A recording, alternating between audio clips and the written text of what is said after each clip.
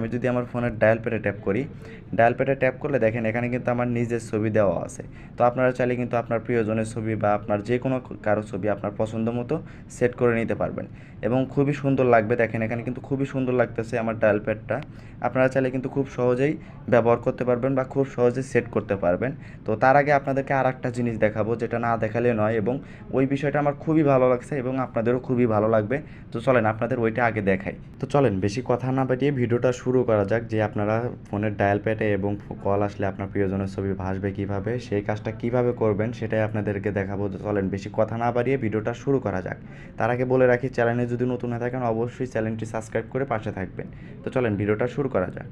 তো আপনাদের ফোনের ডায়াল প্যাডে আপনার ছবি বা আপনার প্রিয়জনের ছবি সেট করার জন্য আপনাদের ফার্স্ট অফ অল যেতে হবে গুগল প্লে স্টোরে। তো গুগল প্লে স্টোরে যাওয়ার পরে কিন্তু আপনারা নিচে সার্চ বার পাবেন। তো নিচে সার্চ বারে আপনি ট্যাপ করবেন। ট্যাপ করার পরে আবারও সার্চ বারে